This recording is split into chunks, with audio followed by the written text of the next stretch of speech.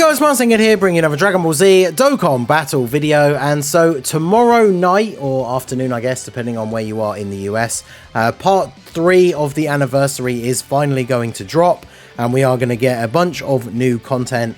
I'm going to do a video going over the details of everything that we're getting and all of the missions and stuff like that, probably the day of, just to clearly cover everything. But I wanted to put this video out today since you guys have basically an extra day in hand to get some of this stuff done if you haven't done it already, and that is to prepare for what you need to be ready for part 3, just so you don't have to waste any time and you can get straight onto using the units. Now, when it comes to the LRs, there's not really much you can prepare. I will be dropping team building guides. Remember, the EZAs come out 2 days after the start of the content, so it's Sunday evening for the actual beginning of part 2, and then it's Tuesday evening / Wednesday morning for the UK that the EZAs for the LRs come out. So I will be doing team building guides for those. There's not really anything you can do to prepare other than obviously having your units ready to go. Try and get them link leveled if you haven't done them already. Obviously, because they're LRs, you can't farm their extra 5 super attack levels. You will get Kais from doing the actual Extreme Z battle. Of course, if you did pull during your summons a spare copy of either or both of these guys, just remember that because they obviously start off as base Goku and Gogeta and Vegito, they do have farmable super attacks. So if you have one spare copy, you can farm base form Vegetos from the Super Vegito Dokkan event, and or you can just buy the ones from the green gems, right, that would eventually become the free-to-play LR Vegito Blue, because I think they put in infinite copies of them now if you have the gems. And then Gogeta can be farmed from the Dragon Ball Super Broly story event, which, if it's not active now, is obviously available with the story keys. So if you do have a spare copy, you can get them raised up to SA5. Then obviously you have to do the events to get all the medals. All the events are available at the moment, so if you have nothing to do with your stamina, you could get a spare copy up to SA5, and then obviously you would be able to get the Easy Aid one to full SA25 without having to use any Kais. But really, that's only relevant for anyone that has spare copies of these guys. You know, obviously, because I do summon quite a bit, I have SA5 copies of both of these guys ready to go, fully awakened into LR, so I can just feed them in. And then, of course, my LRs are Rainbow Link level 10 ready to go. So definitely looking forward to this, but this is going to be a couple of days away. The thing that we need to look at that you can prepare for right now is the free-to-play units finally completing their journey to being actual finished usable units. So the Extreme Z area gets the update here where they add the new stages. This is the Majin Buu Saga one that already exists. For like the Hercule and Buu, Super Saiyan 3 Goku, Oob, etc, right, all these free-to-play units. They add these 2 stages at the end for Hercule and LR Babidi, and all you need to do, make sure before this comes out, because remember, the story events are still available at the moment, because before the new parts start, it's really annoying. I don't know why they do this so early. We were talking about this on the stream this morning, but they take down the events that are going to have new stages added. Like if you look in your game right now, the Shadow Dragons event is not available because they're adding in the Sin stage tomorrow night, right? But that's way too early. Like, it comes out tomorrow night, so even by the time this video goes up, the stage is still not going to be out for another 24 hours, but the stage is already not available in the game. So I'm not sure why it takes that much time to update it, but the story events for these free-to-play units are still available because they're not being updated. The Extreme Z area event is. So if you haven't done it already, maybe you forgot, or maybe you just didn't know, maybe you are a newer player, this Hercule and this Babidi, the free-to-play units that hopefully by now you have farmed up and got the Hercule awakened into a TUR and Babidi into an LR. They get their EZAs in part 3. That event is coming out on Sunday night, and so of course once they have EZA'd, their maximum SA level goes up by 5. So you want to farm up an extra copy. You only need to get it to SA5, right? So just farm 5 copies of the card, feed them together to have super attack level 5, and then get the medals to awaken them in order to have a spare copy. You should have your main copy that by now should be awakened and probably rainbowed if you're going to do so. SA10, obviously SA20 for Babidi, and then you can get your spare SA5 copy ready to go. As soon as the Extreme Z area drops tomorrow night, you're going to be able to go through that, get the units easy aid, and then you can just feed in the free SA5 copies. Because remember, with Extreme Z areas, you don't get extra Kais for beating the whole thing, right? Now, the Extreme Z area itself is pretty easy, right? You can only use these Majin Buu Saga characters that are highlighted here, but you know, there's quite a few summonable ones as well as the free-to-play ones. So you have to bring the unit that's getting an easy A. So Hercule you have to bring for his stage, Barbody you have to bring for his stage. But other than that, I would say try and prioritize type advantage units just so you can get through it a little bit faster.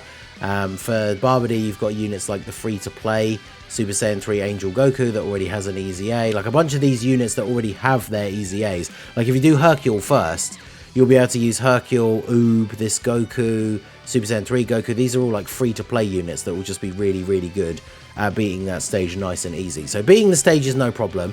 And whilst there are missions, so for getting the stage 12 done, you get a stone and some Hercule statues. For getting Barbody fully easy aid, you get some stones as well. You get one Elder Kai for doing step 3 of the easy A, but you definitely don't want to waste these valuable resources on free-to-play units. So make sure you have an SA5 copy ready to go, and then boom, you just feed them in. So any of that you still need to do, either awakening either of these 2 units or feeding in the extra copy. Make sure you do go ahead and do that now so that you are ready for the start of part 3. And then once the easy A's drop, Hercule seems like he could be interesting, right? He's an Earthbred Fighters leader, which is a very strong category. He massively raises defense for 1 turn on super. He has a high chance to massively raise attack, so obviously if that doesn't go off, he's not going to be doing crazy damage. He has 200% defense, high chance to debuff the enemy's attack and defense at the start of the turn. Attack 150 when performing a super.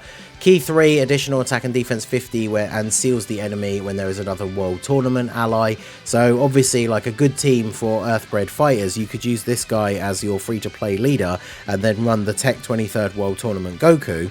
And then obviously he helps to buff this guy as well as fitting all of those units under the combined leader skill. He has a high chance of launching an additional super when the target enemy is attack or defense down. He gets a crit when the enemy is sealed. And then he's the only unit in the game to have this version of this mechanic. He has a revival, but it's a high chance of reviving with 50% HP when the character is KO'd from the 6th turn. So I believe the way it's worded, that means it's like Metal Cooler, where it has to be him, right? Now, interestingly, it's starting from the 6th turn, but then just like Metal Cooler, there's no HP restriction. So what's kind of interesting about that is, say you were running 23rd World Tournament Goku, he has his own potential revival that you could get. But this guy could obviously get his if he gets killed. As long as somebody else in the rotation is taking hits, they're probably going to tank better than this guy anyway, so chances are they're not going to die. So then you don't waste that revival, and you could end up getting Goku's one anyway. So it's kind of interesting, but remember, of course, you can only get one revival with a revival unit in any given event anyway.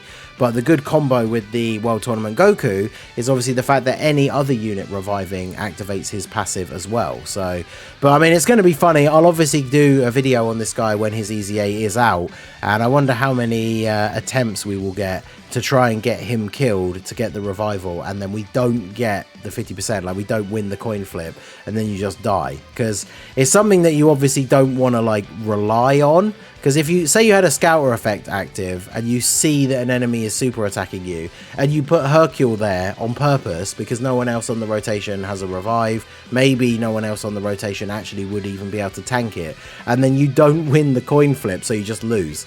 That'd be very disappointing. It's very strange, high chance to revive, but I mean, there you go. He could be interesting, but we'll see. And then, of course, this guy, very, very interesting unit because he is an interesting support, right? He gets 3 key, attack and defense 140. He supports extreme class allies, attack and defense 30%. And then he has a 50% chance to dodge if there is a super class enemy. 2 key and allies, extreme allies chance of critting 10%, and an additional attack and defense 40% when performing a super attack if there is an extreme class enemy. So if there's an extreme class enemy, he gets extra attack and defense and gives allies extra chance to crit, and then if there's a super type enemy, he has built-in dodge. So, I mean, I went full dodge, right? The hardest events in the game are extreme class enemies at the moment. This guy's mostly going to be used as a floating support unit. However, he does have a standby ability, can be activated from the 4th turn, where you stand by into Majin Vegeta. Now, a lot of people are very disappointed that this artwork and the animation that he has were wasted, quote unquote, on a free-to-play LR. Because this guy works like the Boo Duo, where the standby is a charge up, where you have to collect orbs. So he's unable to attack, Key 3 and defense 150, additional defense 100% when receiving an attack if key is 12 or more, reduced damage received by 40% when receiving an attack if key is 15 or more, and then recover 10% HP at the end of the turn when key is 18 or more. So the problem he has is he's one of those units where he has to take a hit and then he gets buffs. So if you get 15 key, you have to take a hit and then you get an additional 100% defense and 40% damage reduction. So of course the problem is if the first attack he takes is a super, then he can still take a decent amount of damage. And then obviously you can recover HP at the end of the turn if you get 18 key. Once you collect the orbs, if you get 29 or less and then you choose to use the standby, that's when you get the actual Majin Vegeta animation, which is definitely better than the main one. But obviously it's not going to do anywhere near as much damage because the fully charged one is 30 or more and it raises attack temporarily per charge count. And you get like, I think it's 15% for both it says on here, but it works out more for the 30 orbs one because obviously you've collected more orbs and just like the Boo Duo, you can overcharge this one.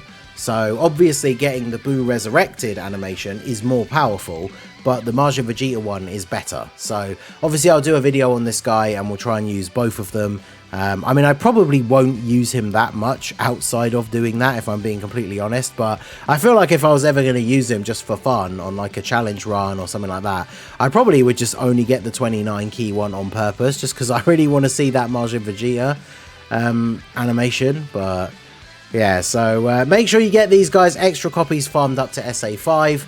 Other than that, there's not really much else you can plan to do in advance. Like I said, I'm going to do a more detailed video about all these other events that are coming out. But things like Chain Battle, I mean, you either have the units already or you don't. New missions getting added to this, we'll go over those. The Sin stage getting added. Again, aside from really like, I'll do a video in more detail about the Sin stage, I think, as like a separate video, because I can use the private server to actually show the event as well, right? Because it's obviously out on JP already. But in terms of preparing for tomorrow night, all there really is to do is have your free-to-play units ready to go. Make sure you've got your 5-year fusion LRs ready to go if they still need some link levels or something. But yeah, part 3 of the anniversary starting tomorrow night should be hype. I will be live when it starts. I'll probably go live about an hour before, so come hang out. And yeah, it should be quite fun. So let me know what you guys think down below. Have you got your LRs ready to go? Have you already got a bunch of stuff you need to do? Let me know down below in the comment section. So that is going to be it for the video, guys. This has been the Master Ningen. Smash that like button, subscribe to the channel if you are new. Check out the links down below for the Discord and the merch store, and I will see you all again soon. Have a good one.